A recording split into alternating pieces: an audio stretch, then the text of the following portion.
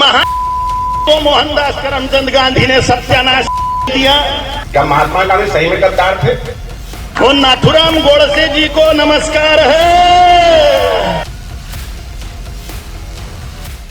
नमस्कार, आप देख रहे हैं द सच और मैं हूं आपके साथ मिर्जा शाकिर अली बेग। देश के भीतर धर्म संसद के नाम पर इन दिनों अधर्म की बातें प्रचारित की जा रही हैं, हिंसा का माहौल बनाया जा रहा है और देश के राष्ट्रपिता को गालियां दी जा रही हैं। जी हां, महात्मा गांधी को अपशब्द कहे जा रहे हैं और नाथुराम गोडसे की उपासना की जा रही है।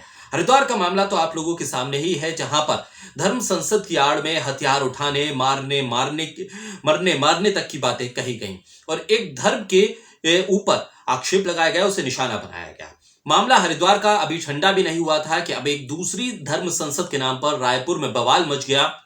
और रायपुर में बवाल मचा तब जब महात्मा गांधी को लेकर अपशब्द कहे जाने लगे उस धर्म संसद के भीतर। कथित तौर पर जो लोग पहुंचे थे उन लोगों में से कुछ तथाकथित धर्मगुरुओं ने एक हिंसा का माहौल बनाने की कोशिश की और कहा कि लोग हथियार उठाएं। और ऐसे में वहां मौजूद लोगों ने उन लोगों का विरोध भी किया। इस धर्म संसद के भीतर भी कुछ ऐसे लोग थे जिन्होंने कड़ा विरोध किया उस भाषा का, उस शैली का जिसपे महात्मा गांधी को अपशब्द कहे गए। दरअसल मामला रायपुर का है और रायपुर में 2 दिन की धर्म संसद बुलाई गई थी और रविवार को इसका समापन हो गया। और इस कार्यक्रम में छत्तीसगढ़ के मुख्यमंत्री भूपेश बघेल भी थे, जिन्होंने इस भाषण के बाद, उस भाषा के बाद अपने आप को इस कार्यक्रम से अलग कर लिया है। और ऐसे में इस कार्यक्रम में मौजूद कई संतों ने उसी मंच से इस तरह की भाषा का विरोध किया। देश भर के वहां पर धार्मिक अनुयायी महामंडलेश्वर पहुंचे थे। धर्म की बातें होनी थी लेकिन होने लगी वहां पर हिंसा की बातें और महात्मा गांधी को लेकर अपशब्द कहे जाने लगे।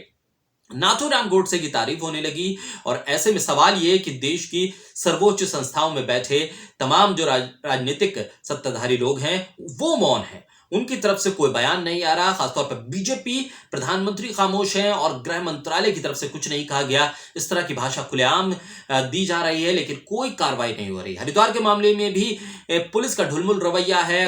पहले तो ये कहा गया कि हमें कोई शिकायत नहीं मिली और जब शिकायत मिली तो उसके बाद भी बहुत ही मामूली धाराओं के भीतर उस तरह के मामलों को एफआईआर के रूप में तब्दील किया गया। लेकिन मामला अब रायपुर का है, इसलिए दबाव बनने लगा भूपेश बघेल के ऊपर कि आप इस तरह की भाषा का जो लोग इस्तेमाल करते हैं उन पर सख्त कार्रवाई करें। हुआ क्या था, दरअसल लगभग 20 धर्मगुरु इस संसद में पहुंचे थे और जहां पर कुछ तथाकथित संतों ने कहा कि सनातन हिंदुओं को खुद को तैयार रहना होगा, हथियार बंद होना होगा। नाथुराम गोडसे की उन्होंने तारीफ की और ऐसे में वहां पर मौजूद कई लोगों ने इसका विरोध किया, जमकर विरोध हुआ। भूपेश बघेल तक इस कार्यक्रम से उठकर चले गए और उन्होंने इस कार्यक्रम से अपने आप को अलग कर लिया। महाराष्ट्र से एक धार्मिक संत थे कालीचरण, उन्होंने राष्ट्रपिता महात्मा गांधी को लेकर अपशब्द कहे। नाथुराम गोडसे को लेकर उन्होंने उसकी तारीफ की, महात्मा गांधी को लेकर अपमानजनक शब्दों का इस्तेमाल किया। उन्होंने कहा कि अल्पसंख्यकों पर विभिन्न देशों की राजनीति और प्रशासन को नियंत्रित करने की कोशिश करने का आरोप भी लगाया और ऐसे में बड़े गंभीर शब्दों का इस्तेमाल किया और एक बहुत ही विचलित कर देने वाली स्थिति पैदा हो गई कि देश के महात्मा गांधी के इस देश में महात्मा गांधी पर ही आरोप लगाने वाले और अपशब्द करने वाले इसी देश में रह रहे हैं और उस पर कई कार्रवाई नहीं होती है। तो ऐसे में इसी मंच से कई संत उठे। स्वामी स्वरूपानंद ने इस कार्यक्रम में कहा कि जिस देश में 30 करोड़ मुसलमान और 15 करोड़ ईसाई रहते हो, क्या आप उसे हिंदू राष्ट्र बना सकते हैं या इस तरह की बात कर सकते हैं?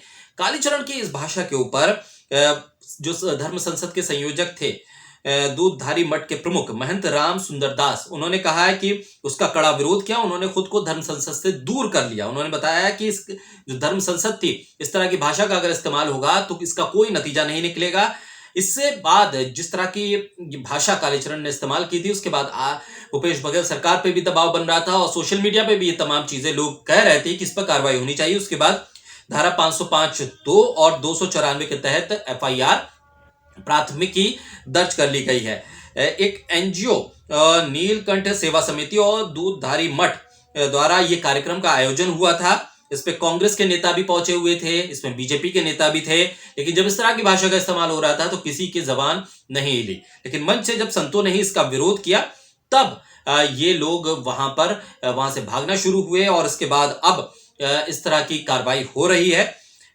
इससे पहले हरिद्वार में भी इस तरह की जब भाषा का इस्तेमाल हुआ था तो पुलिस पर यह दबाव था कि आप कार्रवाई करें। लेकिन पुलिस कार्रवाई नहीं कर रही थी। उसके बाद एफआईआर दर्ज हुई है, प्राथमिक शिकायत दी गई, उसके बाद भी बहुत मामूली धाराओं में एफआईआर दर्ज हुई। लेकिन अब इस मामले में एक तरह से पोल खुल गई है उन लोगों की जो देश के भीतर एक तरह का माहौल पैदा करना चाहते हैं, देश के भीतर एक विवाद खड़ा करना चाहते हैं और एक धर्म विशेष का देश हिंदू राष्ट्र बनाने की जो कोशिश की बातें जो कह रहे हैं, उसको लेकर संतों ने भी इसका विरोध किया। और संतों ने कहा कि इस तरह की चीजें नहीं आप कर सकते हैं। कई लोगों ने इसके बाद रिएक्शन किया, भूपेश बघेल को टैग किया और कहा कि किस तरह से आपके राज्य में इस तरह की भाषा का इस्तेमाल हो रहा है और आप इस तरह की भाषा का किस तरह से विरोध नहीं कर रहे। कहा क्या था कालीचरण ने, वो सबसे अब आपको मैं सुनाता हूं कि दरअसल कालीचरण ने कहा क्या और इसके ऊपर विवाद किस तरह से हुआ। और महान मोहनदास करमचंद गांधी ने सत्यानाश दिया। वो नाथुराम गोडसे जी को नमस्कार है, मार डाला।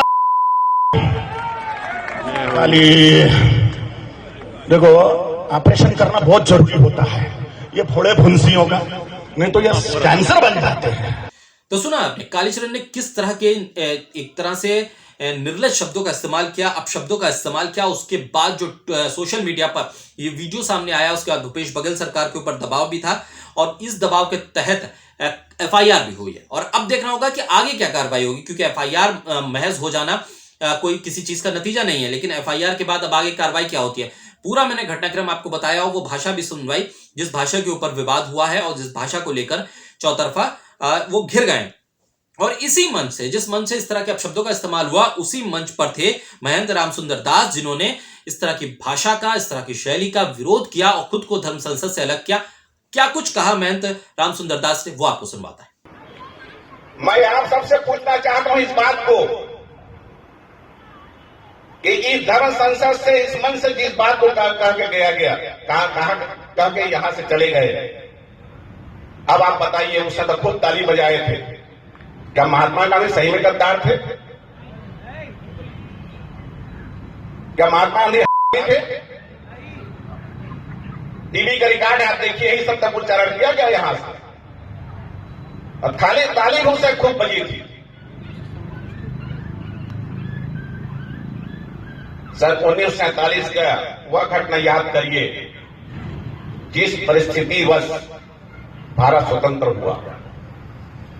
वह महात्मा गांधी ने क्या कुछ नहीं किया जिसे राष्ट्रपिता का के उपाधि साथ नवाजा गया। अब उनके विषय में इस धर्म संसद से ऐसी बात,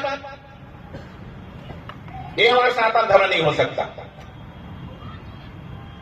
मैं बहुत क्षमा चाहता हूं आप सबसे, आप लोग भले ही बुरा लगा हो, लेकिन इस धर्म संसद में अपने आप को अलग करता हूं, पृथक करता हूं। धन्यवाद।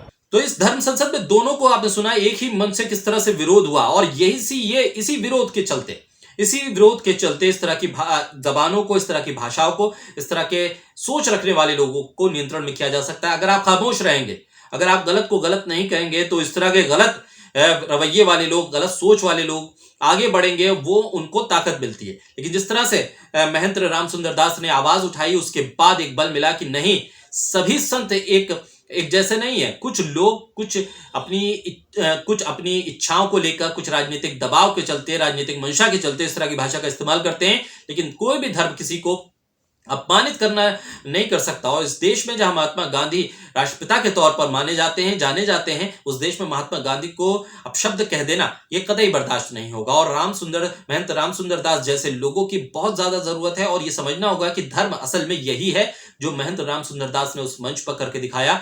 असल में धर्म संसद इन्हीं लोगों के लिए है, बल्कि कालीचरण जैसे लोगों को तो इस तरह की धर्म संसद से में कभी आने भी नहीं दिया जाना चाहिए। और इस तरह के लोगों को तो बहुत दूर रखने की जरूरत है। फिलहाल अब देखना होगा कि इस पर राजनीतिक लोग जो खामोश हैं उनकी क्या प्रतिक्रिया आती है, क्योंकि जब राजनीति खामोश होती है तो समझ लीजिए कहीं ना कहीं इसका पॉलिटिकल माइलेज लेने की जरूरत होती है। फिलहाल हर सच से हम कराएंगे रूबरू, तो देखते रहिए द सच।